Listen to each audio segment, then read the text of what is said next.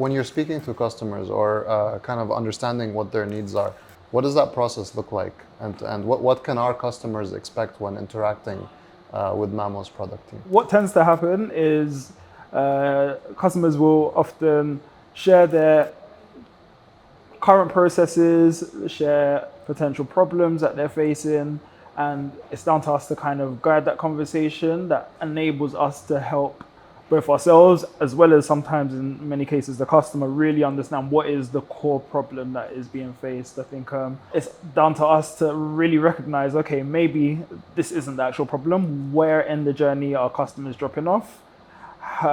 Maybe it's at the point at which the business is asking the customer to provide their information, so customer name, customer email, and so on and so forth, and recognizing or understanding, do they need to actually request that information?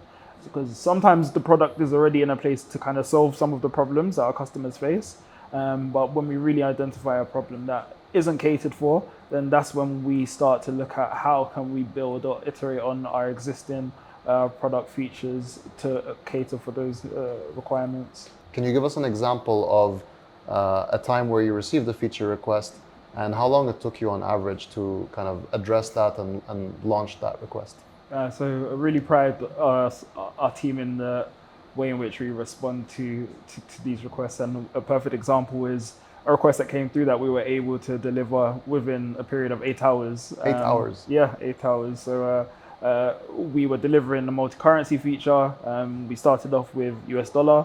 This had been requested by a variety of our users, but then one of our users who had been utilizing Mamo for quite a long period of time requested euros and had quite a significant invoice that they wanted to place at that particular point in time. And of course, like, we wanted to ensure that they were able to do so with our platform. So we made sure that we delivered the euro capability within the same day, had it tested, delivered, and enabled our user, the user to actually initiate that invoice journey within the same period of time. Amazing. So what actually goes on behind the scenes to enable you guys to move that fast? Like, most companies would typically have approvals flows, processes, hierarchies. How is it that you guys were able to move so quickly?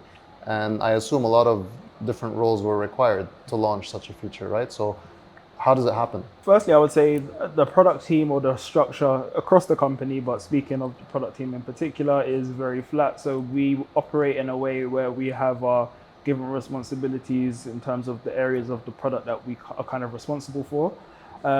So that enables us to really make decisions. One, it also shows the company trusts us, and two, it gives us the flexibility to make a decision based on our assessment of the value of a given decision. So this scenario, we understood that this is a customer that is loyal to us. This is a customer that we want to ensure continues to have a great experience on the platform. It was something that we had the ability to deliver.